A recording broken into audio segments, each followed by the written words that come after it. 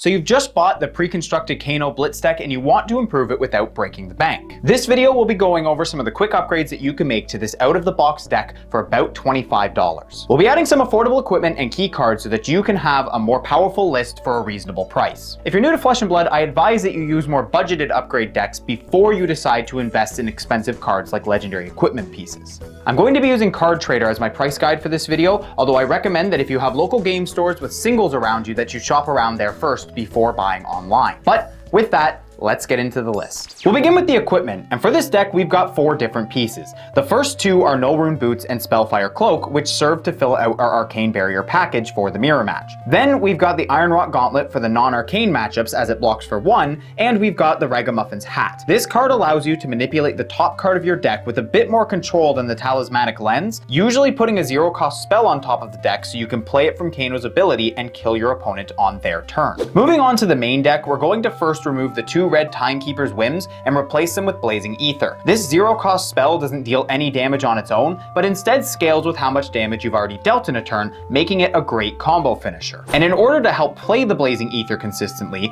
we're also going to want to swap 2 yellow Scalding Rains for 2 Lessons in Lava. This card is a bit underrated, being only 3 damage for 1 cost, but that ability to search up a card to the top of the deck if you've dealt damage ensures that if your opponent doesn't block it, you'll be guaranteed to follow it up with another spell from Kano's ability.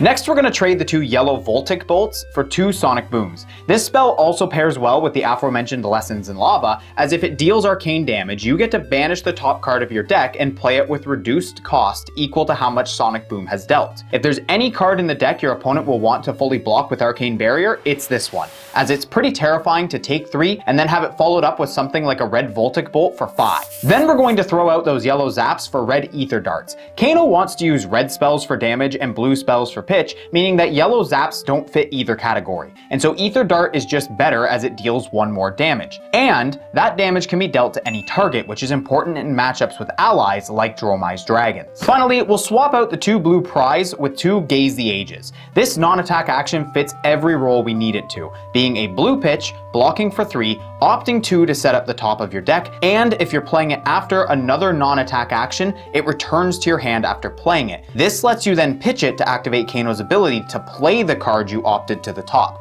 It's just an all-around solid card for the deck. And that's it. That's the deck. Kano is a pretty complex hero to learn when you're new to Flesh and Blood, and starting at only 15 life total means that you should probably expect to lose a handful of your first games while you're getting the hang of things. But hopefully this upgraded list serves you as an excellent entry point into the game. If you found this video helpful, consider leaving a like and maybe even subscribing if you want to see more Flesh and Blood content. But with that, I hope you all have a lovely day, and I hope you're enjoying Flesh and Blood. If you liked this video and want to help support me, consider either becoming a channel member or checking out my Patreon. There are different levels of bonuses like early access to videos, signed cards, and even custom hero cards. And to those who are already supporting me, you have my deepest and most honest appreciation. It's because of all of you that I can continue to put in the work to bring the best content I possibly can to the chadliest community in the TCG space. Thank you, my friends.